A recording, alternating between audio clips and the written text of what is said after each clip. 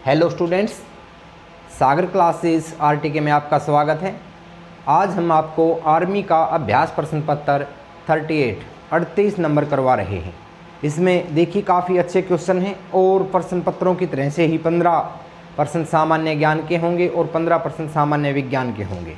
तो जो पहला क्वेश्चन है वो देखिए भाई, कहता है वर्ष 2016 में, क्वेश्चन है वर्ष 2016 में ओलंपिक खेलों में, ओलंपिक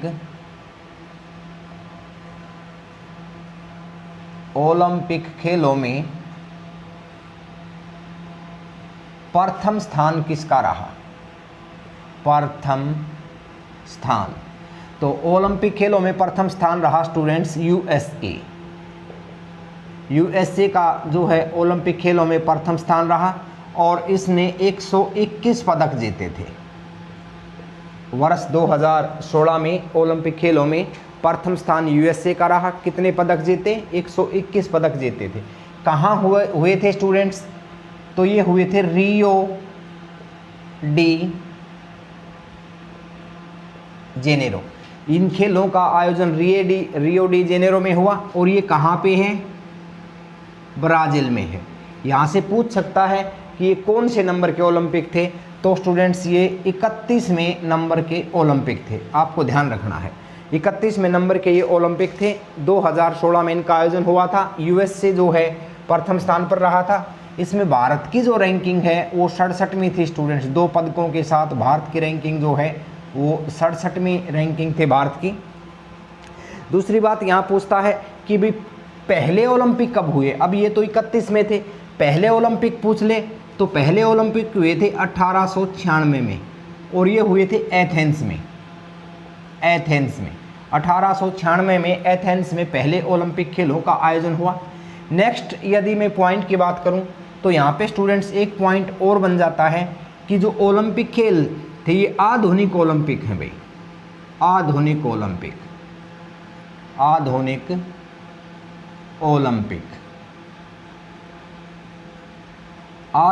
ओलंपिक है। अब यहाँ से 31 में पता चल गया, 32 ये पहले पता चल गया।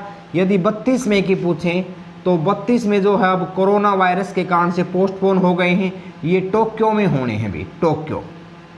और टोक्यो किसकी राजधानी है? जापान की। टोक्यो जापान की राजधानी है, वहाँ पर 32 में ओलंपिक होने हैं। 31 में जो है रियो डी जेनेरो में हुए थे, उनमें प्रथम स्थान यूएसए का रहा था। ओलंपिक खेल कितने वर्ष में एक बार होते हैं? तो 4 वर्ष में ओलंपिक खेलों का आयोजन एक बार किया जाता है। तो अपने आप में टॉपिक है, मेन ये क्वेश्चन आपके साथ इसमें डिस्कस किए। नेक्स्ट देखें भाई क्वेश्चन क्या कहता है, किस क्षेत्र में हरित क्रांति में सफलता मिली? प्रश्न है किस क्षेत्र में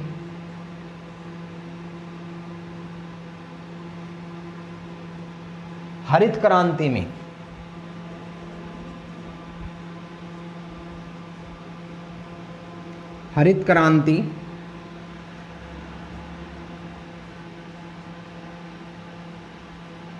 सफलता मिली? तो स्टूडेंट्स बता दें, आंसर आ जाएगा आपका गेहूं के क्षेत्र में। गेहूं के क्षेत्र में सफलता मिली और दूसरा जो स्थान था वो चावल का रहा था। हरित क्रांति संबंधित किससे है? संबंधित पूछ ले, हरित क्रांति का संबंध किससे है? तो खाद्यान्न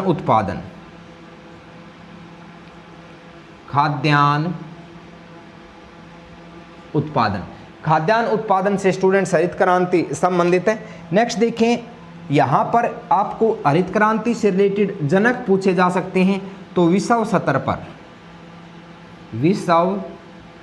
पर वर्ल्ड लेवल पर जो जनक हैं और भाई आपके भारतीय स्तर पर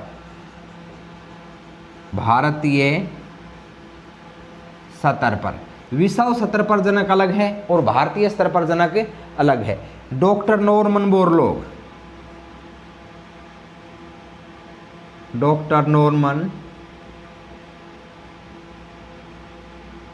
बोरलॉग ये स्टूडेंट्स आपके विश्व स्तर पर हैं और एम एस स्वामीनाथन ये भारतीय स्तर पर है। यहाँ से क्वेश्चन गहरा बनता है कि भाई भारत में हरित क्रांति शब्द खाद्यान्न अधिक उत्पादन होने के कारण से किसने दिया? तो यहाँ पे आपको ध्यान में रखना है डॉक्टर विलियम गोड।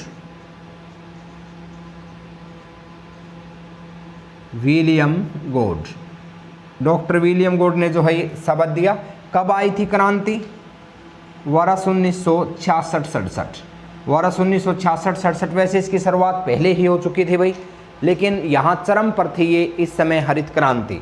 दूसरा पॉइंट यहाँ से देखिए क्रांति से रिलेटेड, यहाँ पे स्टूडेंट्स क्रांति का शब्द का अर्थ वैसे हम देखेंगे तो इसका अर्थ होता है लड़ाई करना, युद्ध करना, क्रांति, जिस तरह से 1857 की क्रांति।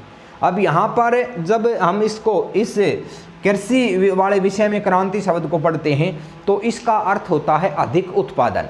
जैसे हरित क्रांति मतलब खाद्यान्नों का अधिक उत्पादन, या ये पूछ ले लाल क्रांति टमाटर और मांस उत्पादन से संबंधित है। पीली क्रांति, नीली क्रांति, जिस तरह से आपका भाई नीली क्रांति मछली उत्पादन से संबंधित है, पीली क्रांति जो है तिलहन उत्पादन से संबंधित है। इस तरह से अलग अलग रंग चलते चले जाएंगे और एक किसी सेक्टर का उत्पादन जो हो अधिक होता चला जाएगा। जिस तरह से सफ़ेद क्रांति दूध उत्पादन से संबंधित है। तो इस तरह से आपको ये चीज़ें ध्यान में रखनी है। नेक्स्ट देखें क्या कहता है, रंग भेद का क्या अर्थ है? प्रश्न है रंग भेद का अर्थ। रंग भेद का अर्थ क्या है? तो रंग भेद का अर्थ है स्टूडेंट्स जातीय भेदभाव। जातीय भेदभाव, रंग भेद का मतलब है जातीय भेदभाव। हर एक क्षेत्र में, सामाजिक क्षेत्र में देखा जाए, राजनीतिक क्षेत्र में देखा जाए तो जाति विशेष से संबंधित एक ईर्ष्या कर लेना ही क्या कहलाता है? रंग भेद कहलाता है। नेक्स्ट देखें भाई, क्वेश्चन है मैकबेथ नाटक के लेखक कौन हैं? मैकबेथ, मैकबेथ नाटक के लेखक। तो मैकबेथ नाटक के लेखक हैं स्टूडेंट्स शेक्सपियर। शेक्सपियर, शेक्सपियर जो है मैकबेथ के नाटक हैं, ये मैकबेथ नाटक के लेखक हैं। अब एक चीज़ और, यहाँ पे मैकबेथ के साथ साथ आपको क्या ध्यान में रखना है? The merchant of Venice. The merchant of Venice, इस प्ले के भी कौन हैं? शेक्सपियर हैं। और हैमलेट, इसके भी कौन हैं? शेक्सपियर हैं। इंग्लैंड के कवि थे ये। जिस तरह से भारत में कालिदास माने जाते हैं, इसी तरह से इंग्लैंड में जो शेक्सपियर माने जाते हैं। कई बार ये प्रश्न भी बनता है कि भाई भारत का शेक्सपियर किसको कहा जाता है? कालिदास को कहा जाता है। हमारे एग्जाम में अभ्यास प्रश्न पत्रों में कई बार आया है। अभिज्ञानम शाकुंतलम, कुमार संभवम, मेघदूत आदि किसकी रचनाएं हैं? ये कालिदास की रचनाएं हैं। तो इसी तरह से शेक्सपियर की भी आपको ये 3-4 रचनाएं ध्यान में रखनी है। नेक्स्ट है अमरकंटक से कौन सी नदी निकलती है? तो इसको साफ कर लेते हैं। चैनल को स्टूडेंट्स ज़्यादा से ज़्यादा शेयर कीजिए, सब्सक्राइब कीजिए। जो काफ़ी कम समय में आप लोगों ने जो प्यार दिया है स्टूडेंट्स, उसके लिए आभार प्रकट करते हैं आपका। तो क्वेश्चन है अमरकंटक से कौन सी नदी निकलती है? पहले भी आया है ये क्वेश्चन। अमरकंटक कई बार ये पूछ लेता कहाँ पर है? छत्तीसगढ़। अमरकंटक से कौन सी नदी निकलती है? कौन सी नदी निकलती है? तो आंसर आ जाएगा नर्मदा। अमरकंटक से कौन सी नदी निकलती है? नर्मदा नदी निकलती है। और ये गिरती कहाँ है? मुआना कहाँ है इसका? अरब सागर में। अरब सागर में यह गिरती है। और ये नदी क्या नहीं बनाती? कई बार पूछ लेता है डेल्टा। यह नदी जो है वो डेल्टा नहीं बनाती। प्रश्न आता है किन 2 पर्वत श्रृंखलाओं के बीच में से गुजरती है? तो यह बता दें स्टूडेंट्स आपको, सतपुड़ा एवं विंध्याचल। विंध्याचल पर्वत श्रृंखलाओं के मध्य से यह गुजरती है। एक चीज़ और विशेष है ये जो अमरकंटक जगह है स्टूडेंट्स, यहाँ से इस क्षेत्र से देखिए 3 नदियाँ निकलती हैं। एक तो सोन नदी निकलती है और एक महानदी निकलती है, लेकिन तीनों की दिशाएं जो हैं वो अलग अलग हैं। जिस तरह से मान लिया मैं ये दायरा मानूँ तो इस साइड सोन नदी है, इस साइड महानदी है और इस साइड जो है वो आपकी नर्मदा नदी है। ये आपको ध्यान में रखना है। नेक्स्ट है, सबसे बड़ी मानव निर्मित झील कहाँ है? कौन सी है सबसे बड़ी मानव निर्मित झील? तो सबसे बड़ी मानव निर्मित जो झील है स्टूडेंट्स वो है आपकी गोविंद सागर।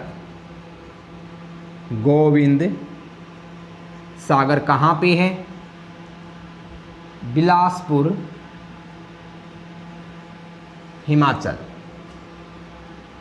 जो भाखड़ा नांगल बांध परियोजना है उसके कारण से इस झील का निर्माण हुआ है। यह सबसे बड़ी जो है झील है, मानव निर्मित झील है। झीलों से रिलेटेड आपको 2-3 प्रश्न और बता देते हैं जो कि ज़्यादा प्रश्नों ये पेपरों में पूछे जाते हैं। एक तो भारत की खारे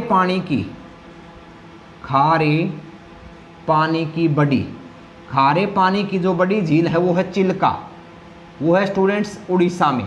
और मीठे पानी की है आपकी वोलर, और वो कहाँ है? वोलर जो है वो J&K में है। और ये कहाँ है? ये उड़ीसा में है। चिल्का उड़ीसा में है, वोलर J&K में है। एक बार पूछा गया था स्टूडेंट्स कि खारे पानी की दूसरे नंबर की बड़ी झील कौन सी है? तो पुलिकट। ये तमिलनाडु और आंध्र प्रदेश में संयुक्त रूप से है। ये आपको ध्यान में रखना है। तो झीलों से रिलेटेड एक ये आपका प्रश्न बन जाता है। नेक्स्ट है, ये आपका शून्यकाल की अवधि लोकसभा में कितनी होती है? तो देखिए भाई, शून्यकाल की अवधि पूछा है। शून्यकाल की अवधि तो ये होती है 1 घंटा। 1 घंटा जो हो शून्यकाल की अवधि होती है। प्रश्नकाल की कितनी होती है? प्रश्नकाल की कितनी होती है? 1 घंटा। 1 घंटा ही अवधि कितनी होती है? प्रश्नकाल की अवधि होती है। नेक्स्ट है, यूएनओ की स्थापना कब हुई? देखिए, यूएनओ की स्थापना तो सभी को पता है, काफ़ी बार ये क्वेश्चन बता दिया गया है। ध्यान रहे, जो क्वेश्चन पहले आ चुका है, जो रिपीट हो रहा है, तो उसको साथ साथ बोलिए, सुनिए, लिखिए। इस तरह से अब वो रिपीट हो रहा है क्वेश्चन, तो इसका मतलब है वो इम्पोर्टेंट क्वेश्चन है और उसको हम ज़्यादा ध्यान से हमको पढ़ना है। तो इसकी स्थापना कब हुई थी? 24 अक्टूबर 1945। 24 अक्टूबर 1945 को इसकी स्थापना होती है। कई बार इसका हेडक्वार्टर पूछ लेता है। इसका हेडक्वार्टर जो है स्टूडेंट्स बता दें आपको, यूएनओ का हेडक्वार्टर न्यूयॉर्क में है। न्यूयॉर्क में यूएनओ का हेडक्वार्टर है। दूसरी चीज़, यहाँ पर महासचिव पूछ लेता है। महासचिव इसके एंटोनियो गुटेरेस हैं। एंटोनियो गुटेरेस जो है इसके महासचिव हैं। ये कहाँ के हैं स्टूडेंट्स? ये पुर्तगाल के हैं भाई, पुर्तगाल। ये पुर्तगाल के हैं। पुर्तगाल की राजधानी आ जाए तो लिस्बन इसकी राजधानी है। फिर पूछता है यूएनओ के भाग कितने हैं? तो यूएनओ के कुल भाग कितने हैं? 6 भाग हैं। यूएनओ की भाषा कितनी है? कुल भाषा जो है वो 6 भाषा हैं। कार्यकारी भाषा कितनी है? कार्यकारी भाषा तो कार्यकारी भाषा कितनी है इसकी? 2 भाषाएं इसकी कार्यकारी हैं। मैं इसको कई बार डिटेल से करवा चुका हूँ, इजीली बता दोगे। यूएनओ अपना दिवस कब मनाता है? 24 अक्टूबर को यूएनओ अपना दिवस से मनाता है। वर्तमान में इसके सदस्य देश कितने हैं? सदस्य देश पूछ लेता है तो 193वां देश कौन सा है? तो दक्षिणी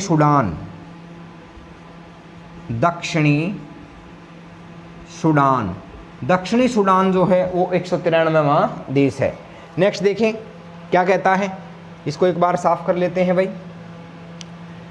तो ज़्यादा से ज़्यादा चैनल को शेयर कीजिए भाई, सब्सक्राइब कीजिए। कम से कम एक विद्यार्थी जो है वो एक अपने साथी को चैनल से जोड़े। इसके माध्यम से जो है पढ़ने वाले विद्यार्थियों तक यदि वीडियो पहुंचेगा तो उनकी कंपटीशन एग्ज़ाम की तैयारी होगी। तो देखिए दक्षिणी गंगोत्री का संबंध इनमें से किससे है? प्रश्न है दक्षिणी गंगोत्री का संबंध। तो दक्षिणी गंगोत्री का संबंध किससे है? ऑप्शन के अकॉर्डिंग किससे है भाई? अंटार्कटिका। अंटार्कटिका से दक्षिणी गंगोत्री का संबंध है। ये अंटार्कटिका क्या है स्टूडेंट्स? एक महाद्वीप है। दक्षिणी ध्रुव पर ये एक महाद्वीप है पृथ्वी पे भाई, और इस पर विज्ञान की कुछ एक प्रयोगशालाएं हैं। तो भारत ने भी अब तक यहाँ पर 3 प्रयोगशालाएं बनाई हैं। तो जो दक्षिणी गंगोत्री है वो स्टूडेंट्स भारत की पहली प्रयोगशाला है। यदि दूसरी प्रयोगशाला पूछ ले तो वो आपकी मैत्री है, और यदि तीसरी पूछ ले तो वो आपकी भारती है। अब भारतीय प्रयोगशाला काम कर रही है। भारती, मैत्री, दक्षिणी गंगोत्री, ये सारी की सारी प्रयोगशालाएं हैं भारत की अंटार्कटिका महाद्वीप पर। तो इसी कारण से और देशों के भी प्रयोगशालाएं हैं। इसी कारण से इस महाद्वीप को एक नाम से भी जाना जाता है भाई, विज्ञान को समर्पित महाद्वीप। मीठे पानी का खजाना, निर्जन महाद्वीप, चमकीला महाद्वीप, काफ़ी इसके उपनाम हैं इस महाद्वीप के। तो देखिए नेक्स्ट क्वेश्चन क्या कहता है? कौन सा भारत का निम्न में से भारत किसका सदस्य नहीं है? भारत किसका सदस्य नहीं है? तो इसमें अंतर्राष्ट्रीय संगठनों के नाम हैं। तकरीबन जो है स्टूडेंट्स आपका ये इसमें आसियान आता है आंसर में, और इसमें भी ऑप्शन के अकॉर्डिंग कौन सा उत्तर है? आसियान। बता दें इसकी जो स्थापना है आसियान की, ये आपको बता दें वर्ष 1967 में होती है। ये दक्षिण एशियाई देशों का एक संगठन है। इसमें 10 देश शामिल हैं, जिस तरह से इंडोनेशिया है, बर्मा है, ब्रुनेई है, वियतनाम है, सिंगापुर है। तो इस तरह से 10 देशों का एक संगठन है, लेकिन भारत इसका सदस्य नहीं है। तो ये इस तरह से, जिस तरह से ब्रिक्स है, अंतर्राष्ट्रीय संगठन है, ब्रिक्स जो है भारत ब्रिक्स का सदस्य है, या फिर आपका सार्क है, इसका भी सार्क जो है इसका भी सदस्य भारत है, काठमांडू में इसका हेडक्वार्टर है। कई बार ये पूछ लेता है कि भी जो आसियान है इसका हेडक्वार्टर कहाँ पे है? इसका जकार्ता में है भाई, जकार्ता। और जकार्ता किसकी राजधानी है? इंडोनेशिया की है। इंडोनेशिया की जो राजधानी है वो जकार्ता में इसका हेडक्वार्टर है। किसका? आसियान का। लेकिन भारत इसका सदस्य नहीं है, आपको ध्यान में रखना है। नेक्स्ट देखें भी क्या कहता है? सबसे लंबी नदी, बार बार आया है प्रश्न, पता है आपको, आसान है।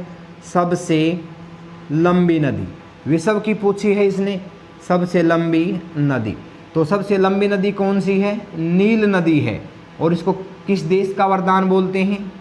मिस्र का वरदान।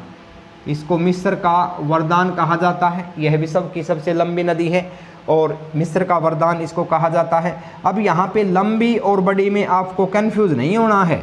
बड़ी पूछ ले तो वो अमेजन है, अमेजन। और अमेजन किस महाद्वीप में है? अमेजन स्टूडेंट्स आपकी दक्षिणी अमेरिका में है, दक्षिणी अमेरिका में। एनाकोंडा जो अजगर की एक जाति है वो इसमें काफ़ी फेमस है, अधिक पाई जाती है। नील नदी जो है वो किस में है? नील नदी जो है स्टूडेंट्स आपकी अफ्रीका में है, अफ्रीका महाद्वीप में नील नदी है। अमेजन जो है वो आपकी दक्षिणी अमेरिका महाद्वीप में है। अब कई बार ये पूछ लेता है कि मिस्र की राजधानी काहिरा किस नदी के किनारे है? तो काहिरा किस नदी के किनारे है? नील नदी के किनारे हैं। और मिस्र में क्या चीज़ प्रसिद्ध है? मिस्र के पिरामिड जो है वो काफ़ी फेमस हैं। और इसका दूसरा नाम क्या है? इजिप्ट इसका दूसरा नाम है। तो नेक्स्ट देखें भी क्या कहता है, इसको एक बार देख लेते हैं। चैनल को ज़्यादा से ज़्यादा शेयर कीजिए, सब्सक्राइब कीजिए भाई। प्रश्न है आपका, भारत द्वारा स्वनिर्मित light combat aircraft LCA, Bharat द्वारा निर्मित light aircraft, light aircraft LCA का नाम क्या है? का नाम पूछा है तो कौन सा है स्टूडेंट्स? तेजस। तेजस जो है भारत के द्वारा हल्का लड़ाकू विमान है। तो काफ़ी फेमस रहा है। जो हमारी सेना से रिलेटेड स्टूडेंट्स, जो हमारे विमान हैं, टैंक हैं, मिसाइल हैं, हेलीकॉप्टर हैं, तो इनके नाम हैं। आपके पेपर के लेवल के अकॉर्डिंग इनमें से पूछ सकता है कि जिस तरह से रुद्र क्या है, एक हेलीकॉप्टर है, चिनुक क्या है, हेलीकॉप्टर है, चिनुक है, रुद्र है, या फिर आपका नाग क्या है, एक मिसाइल है, नाग जो है भाई मिसाइल है। अर्जुन क्या है, अर्जुन एक टैंक है, अर्जुन क्या है, एक टैंक है। तो अपाची क्या है, अपाची एक हेलीकॉप्टर है, चिनुक, अपाची, रुद्र ये हेलीकॉप्टर हैं। तो ये इस तरह से अर्जुन जो है वो टैंक है, पृथ्वी क्या है, ये एक मिसाइल है। तो हल्के फुल्के पर्सन इनमें से बन जाते हैं। नेक्स्ट है, लोथल किस काल का ऐतिहासिक स्थल है? पर्सन है लोथल। लोथल किस काल का ऐतिहासिक स्थल है? तो लोथल स्टूडेंट्स आपको पता है सिंधु सभ्यता, सिंधु सभ्यता का एक ऐतिहासिक स्थल है। कई बार पूछ लेता है कि सभ्यता के बारे में कब पता चला था? वर्ष 1921। वर्ष 1921 में पता चला। किसके द्वारा पता किया गया? दयाराम साहनी, राय बहादुर दयाराम साहनी, दयाराम साहनी के द्वारा 1921 में पता किया गया। आदेश किसने दिए थे खुदाई के? तो सर जॉन मार्शल। इस धातु ये सिंधु सभ्यता की सभ्यता कैसी सभ्यता थी? तो स्टूडेंट्स मातृ प्रधान सभ्यता थी, मातृ प्रधान सभ्यता थी और शहरी सभ्यता थी, शहरी सभ्यता थी। शहरी सभ्यता भला ही थी, नगरीय सभ्यता थी, शहरी सभ्यता थी, लेकिन व्यवसाय मुख्य इनका भी कृषि एवं पशुपालन होता था। ये आपको ध्यान में रखना है। किस धातु का ज्ञान इन लोगों को नहीं था? तो स्टूडेंट्स लोहा, लोहा धातु का ज्ञान इन लोगों को नहीं था। तो दूसरा क्वेश्चन देखें, क्या कहता है? ऑस्ट्रेलिया की मुद्रा कौन सी है? तो डॉलर। ऑस्ट्रेलिया की मुद्रा, ऑस्ट्रेलिया की मुद्रा कौन सी है? ऑस्ट्रेलिया की मुद्रा जो है वो डॉलर है। तो ये आपको ध्यान में रखना है। नेक्स्ट देखें भाई, कुछ एक क्वेश्चन ये जो है ये सामान्य विज्ञान के रहेंगे। अब देखिए, चैनल को ज़्यादा से ज़्यादा शेयर कीजिए, लाइक कीजिए, सब्सक्राइब कीजिए, बेल आइकन को दबाना न भूलें। किसी भी प्रकार की कोई भी गलती है तो स्टूडेंट्स कमेंट बॉक्स के माध्यम से बताइए, उसके ऊपर अमल किया जाएगा। मैं पहले दिन से कह रहा हूं, अमल किया जाएगा। कुछ एक विद्यार्थियों की लाइट की प्रॉब्लम थी तो उसको कुछ हद तक सॉल्यूशन करने का उसका प्रयास किया गया है और अब कुछ हद तक इसका सॉल्यूशन हो भी गया है। तो प्रश्न है आपका, निम्न में से किसे भारत रत्न नहीं दिया गया है? निम्न में से किसे भारत रत्न नहीं दिया है? नहीं दिया है। तो ऐसे 3 व्यक्तियों के नाम हैं स्टूडेंट्स जिनको भारत रत्न मिला है। इसमें ऑप्शन के ऊपर निर्भर करता है। चक्रवर्ती राजगोपालाचार्य हैं, राजेंद्र प्रसाद हैं, या फिर आपके अटल बिहारी वाजपेयी हैं, सचिन तेंदुलकर हैं। अब तक लगभग 45 से अधिक लोगों को यह दिया जा चुका है। तो जो 3 ऑप्शन दिए गए थे उसमें सभी में थे, तो इसका इनमें से कोई नहीं इसका आंसर आ जाएगा। आसान प्रश्न था। अब भारत रत्न की बात करें तो ये कब से शुरू हुआ ये पूछ सकता है। 1954 से यह पुरस्कार शुरू होता है। इसमें कितनी राशि दी जाती है? तो इसमें कोई राशि नहीं दी जाती। इस पुरस्कार, ये भारत का सर्वोच्च पुरस्कार है, लेकिन इसमें राशि नहीं दी जाती है। एक ये विशेष बात है भाई, इसमें राशि में बार बार अपनी बात को रिपीट कर रहा हूँ कि इसमें कोई राशि नहीं दी जाती है और देश का सर्वोच्च यह पुरस्कार है भारत रत्न। एक ताम्र पत्र दिया जाता है जिसमें एक तरफ उगते हुए सूर्य का निशान होता है, दूसरी तरफ भारत रत्न जो है वो लिखा हुआ होता है। इसमें कोई राशि नहीं दी जाती। 1954 में 3 व्यक्तियों को दिया गया था। चक्रवर्ती राजगोपालाचार्य, डॉक्टर सर्वपल्ली राधाकृष्णन, डॉक्टर आपका ये सीवी रमन और भाई आपका राजेंद्र प्रसाद। तो इन व्यक्तियों को यह दिया गया था। नेक्स्ट देखें, अगला क्वेश्चन है आपका सामान्य विज्ञान के प्रश्न है, जल वाष्प संघनन में तापमान पर क्या प्रभाव पड़ेगा? देखिए भाई, जल वाष्प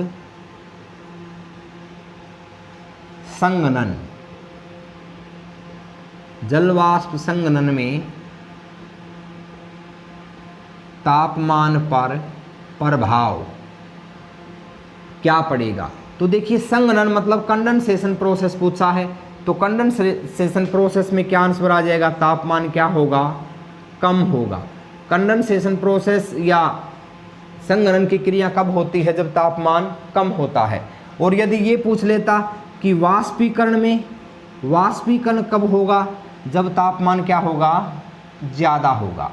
तो इन्हें एक होता है वर्षण, इन्हीं चीज़ों से स्टूडेंट्स क्या बनता है? जल चक्र बनता है। वर्षण, वाष्पीकरण, संघनन, वर्षण, वाष्पीकरण, संघनन। इसी तरह से प्रकृति में जो है वो जल चक्र मेंटेन रहता है। बस आपको ध्यान क्या रखना है, जब जल की जो वाष्प है उसका पानी की बूंद बन जाए तो वो संघनन होता है, और जब पानी है वो वाष्प में बदल जाए तो वो चीज़ वाष्पीकरण कहलाती है, और बूंद के रूप में जब वो पृथ्वी पर गिरे तो वो चीज़ क्या कहलाती है? वर्षण कहलाती है। और इन तीनों चीज़ों से ही क्या बनता है? एक वाटर साइकिल बनता है। वर्षण, वाष्पीकरण, संघनन, वर्षण, वाष्पीकरण, संघनन, ये एक वाटर साइकिल बन जाता है। कई बार ये पूछ लेता है कि जैसे ही हम फ्रिज से पानी की बोतल निकालते हैं उसके चारों तरफ पानी की बूंद जम जाती हैं, तो ये खालिस्तान का एक उदाहरण है। तो स्टूडेंट्स वो कंडेंसेशन का उदाहरण है। एक्चुअल में बोतल के अंदर जो पानी होता है वो बाहर नहीं आता है, बल्कि रूम में जो हवा होती है वो बोतल से टकराती है, उसका टेम्परेचर डाउन आता है और हवा में जो जलवाष्प है वो पानी की बूंद का रूप ले लेते हैं। ये एक कंडेंसेशन का उदाहरण है। नेक्स्ट, वाष्पीकरण क्या होता है? पानी का वाष्प में बदल जाना। तो ये आपको ध्यान में रखना है। नेक्स्ट है, शरीर का सबसे बड़ा अंग कौन सा है? शरीर का सबसे बड़ा अंग, तो शरीर का सबसे बड़ा अंग यदि वो इंटरनल ऑर्गन्स या एक्सटर्नल ऑर्गन्स की चर्चा ही नहीं करे, वैसे पूछ दे कि बड़ा कौन सा है, तो हमें बताना है त्वचा या स्किन। त्वचा या स्किन शरीर का सबसे बड़ा अंग है। कई बार इंटरनल या आंतरिक शब्द लगा देता है प्रश्न में, आंतरिक या इंटरनल, तो वहाँ पे हमको बताना है लीवर। लीवर जो है आंतरिक बड़ा अंग है, और वैसे जो है सबसे बड़ा अंग शरीर का कौन सा है? त्वचा जो है वो शरीर का सबसे बड़ा ऑर्गन्स है, सबसे बड़ा अंग है। नेक्स्ट है, ये पूछ लेता है कि लीवर जो है स्टूडेंट्स वो किस बीमारी में प्रभावित होता है? तो पीलिया की बीमारी में प्रभावित होता है। पीलिया या लीवर के अध्ययन को क्या कहा जाता है? हेपेटोलॉजी। हेपेटोलॉजी कहा जाता है, लीवर के अध्ययन को हेपेटोलॉजी कहा जाता है। इसमें हेप्टिक सेल्स होती हैं, स्वनिर्मित निर्माण करने की उनमें एबिलिटी होती है। यदि हम किसी को 2/3 लीवर दे दें तो हमारा भी जल्दी ही पूरा हो जाएगा और उसकी बॉडी में भी उसका निर्माण जल्दी ही हो जाएगा। इसका हेप्टोलॉजी, इसके अध्ययन को कहा जाता है। लीवर से काफ़ी क्वेश्चन बनते हैं, इंपॉर्टेंट ऑर्गन से स्टूडेंट्स।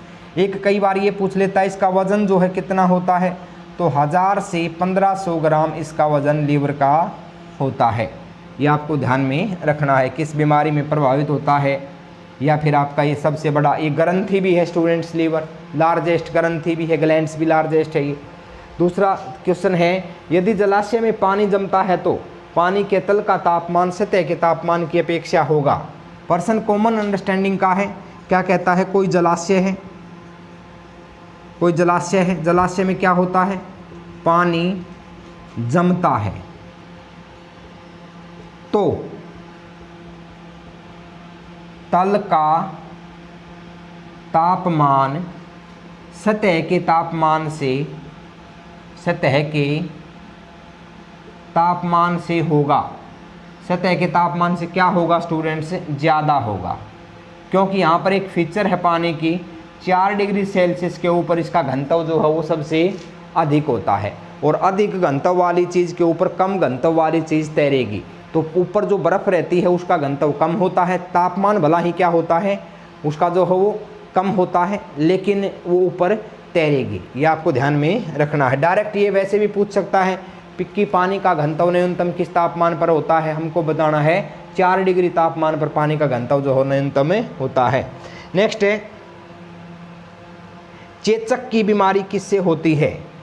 चेचक की बीमारी किससे होती है? तो देखिए भाई, चेचक, जो चेचक है स्टूडेंट्स ये विषाणु से होने वाली बीमारी है, विषाणु से होने वाली बीमारी है, और विषाणु का नाम है वेरिओला। वेरिओला विषाणु से चेचक की बीमारी होती है। कई बार छोटी माता के बारे में पूछ लेता है कि भी छोटी माता किससे होती है। छोटी माता भी विषाणु से ही होती है। छोटी माता भी विषाणु से ही होता है और इसका विषाणु का नाम है वेरिसेला। तो हमने कंफ्यूज नहीं होना है, वो चेचक पूछ रहा है या छोटी माता, और वायरस का नाम पूछे तो बता देना है। चेचक का जो वायरस है वो वेरिओला है, छोटी माता का जो वायरस है वो वेरिसेला है। एक चीज़ और, कई बार चेचक के टिक्के के बारे में पूछ लेता है कि किसने बनाया था, तो यहाँ लिख देते हैं एडवर्ड जेनर। एडवर्ड जेनर जो है उसने चेचक के टिक्के का आविष्कार किया था। नेक्स्ट है क्वेश्चन, लोहे की मात्रा अधिकतम निम्न में से किस में पाई जाती है। तो देखें भाई, साफ कर लेते हैं इसको। लोहे की मात्रा निम्न में से किस में पाई जाती है।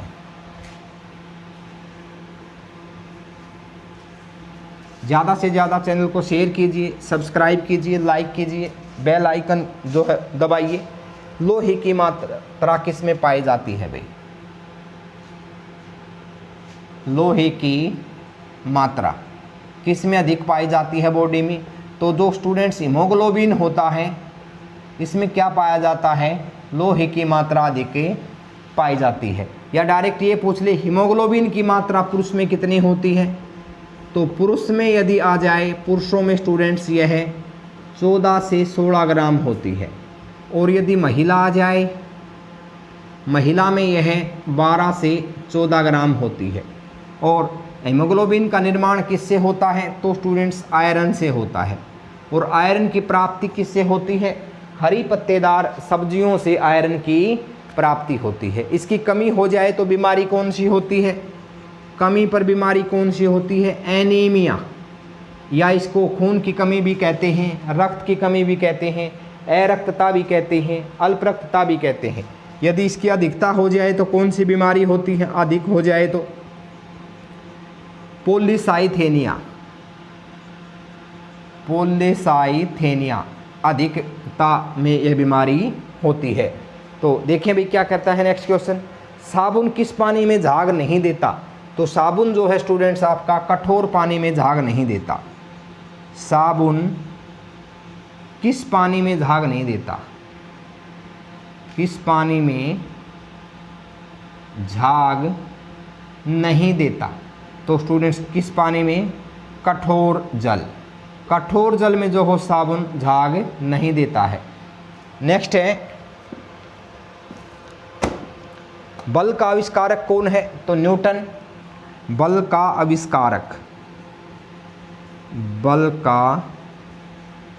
आविष्कारक कौन है, तो स्टूडेंट्स कौन है, न्यूटन। एक न्यूटन जो है वो गति के नियमों के कारण भी प्रसिद्ध हुए हैं। इन्होंने गति के 3 नियम दिए हैं भाई। और बल का आविष्कारक भी कौन है, न्यूटन को बल का आविष्कारक माना जाता है। और मनुष्य के शरीर में पानी की मात्रा पूछी है भाई, शरीर में पानी की मात्रा पूछी है तो क्या बताएंगे, लगभग 70%। लगभग 70%। ध्यान रहे जिस अनुपात में पृथ्वी पर पानी है लगभग उसी अनुपात में मनुष्य के शरीर में भी पानी की मात्रा होती है। वैसे पृथ्वी पर आपको बता दें 71% भाग के ऊपर जो है वो पानी की मात्रा है। और यदि मानव के शरीर में पूछ ले तो 65 to 70 65 से 70% मनुष्य के शरीर में भी क्या होता है, पानी होता है। कई बार ये पूछ लेता है कि पानी का रासायनिक सूत्र क्या है, तो H2O पानी का रासायनिक सूत्र है। पूछ ले कि प्रकृति में सबसे बड़ा विलायक कौन है, तो प्रकृति में सबसे बड़ा विलायक पानी है। पानी जो है, वाटर जो है प्रकृति में सबसे बड़ा विलायक है। शुद्ध जल जो है स्टूडेंट्स वो ऊष्मा का क्या होता है, कुचालक होता है। ये आपको ध्यान में रखना है, बेड कंडक्टर होता है शुद्ध जल। नेक्स्ट है, भारी जल का सूत्र क्या है, तो भारी जल का सूत्र देखिए भाई, इसको यहाँ लिख लेते हैं, भारी जल का सूत्र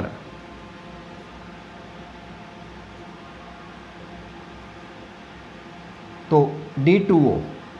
और इसको किस रूप में प्रयोग किया जाता है, इसको मंदक के रूप में, जो ये आपके परमाणु संयंत्र होते हैं उसमें मंदक के रूप में D2O का प्रयोग किया जाता है। नेक्स्ट है, भारी जल का रासायनिक सूत्र हो गया है। क्षितिज ऊर्जा का सूत्र क्या है? mgh।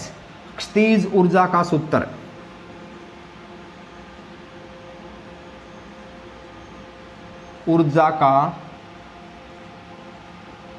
क्या है? mgh। क्षितिज ऊर्जा का सूत्र है। नेक्स्ट है, रसोई में किस गैस का प्रयोग किया जाता है?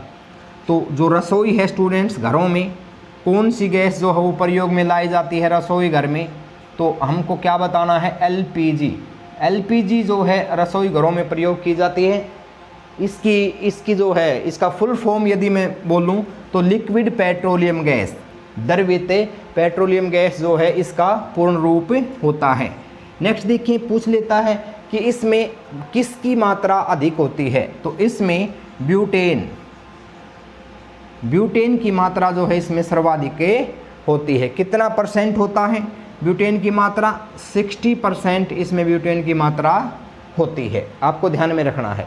एक विशेष क्वेश्चन यहाँ से और बन जाता है, वो बनता है क्या भाई? यदि ब्यूटेन में जो एलपीजी है, एलपीजी में ब्यूटेन तो 60% है, इसमें गंध के लिए कौन सी गैस मिलाई जाती है? तो गंध के लिए कौन सी मिलाई जाती है? मरक्रैप्टन। मरक्रैप्टन जो गैस है इसमें गंध के लिए मिलाई जाती है। नेक्स्ट है आपका, सोडियम क्या है? धातु है, अधातु है, मिश्र धातु है। सोडियम क्या है? तो देखें भाई, सोडियम क्या है? तो सोडियम क्या है? एक धातु है। प्रश्न पूछता है कि कौन सी धातु को चाकू से काटा जा सकता है? तो स्टूडेंट्स सोडियम को चाकू से काटा जा सकता है। इसको किस में रखते हैं सुरक्षा के लिए?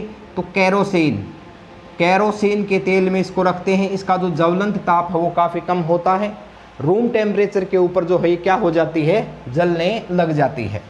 नेक्स्ट है, प्रकाश वर्ष किसकी इकाई है? तो एक बार इसको साफ कर लेते हैं।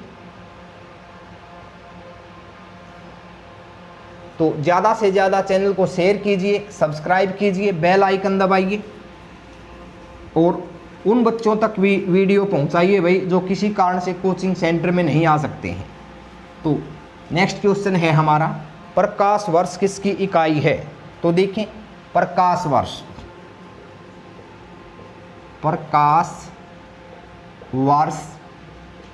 किसकी यूनिट है, किसकी इकाई है? तो प्रकाश वर्ष किसकी इकाई है? प्रकाश वर्ष स्टूडेंट्स किसकी इकाई है? दूरी की इकाई है। प्रकाश वर्ष दूरी की क्या है? इकाई है। सबसे बड़ी दूरी की इकाई कौन सी है ये पूछ ले तो स्टूडेंट सबसे बड़ी दूरी की इकाई है आपकी पारसेक। पारसेक जो है वो दूरी की सबसे बड़ी इकाई है। और प्रकाश वर्ष भी किसकी है? दूरी की इकाई है। लेकिन प्रकाश वर्ष से भी बड़ी कौन सी है? पारसेक। नेक्स्ट है, निम्न में से कौन सा एंटीबायोटिक है? तो एम्पिसिलिन एंटीबायोटिक दिया गया है। एक एंटीबायोटिक कौन सा है? एम्पिसिलिन। और स्टूडेंट्स पहली एंटीबायोटिक कौन सी है? पेनिसिलिन पहली एंटीबायोटिक किससे तैयार किया गया था? फंगी से। कई बार पूछ लेता है इसको किससे तैयार किया गया था? तो फंगी से इसको तैयार किया गया था। किसने किया था? Alexander Fleming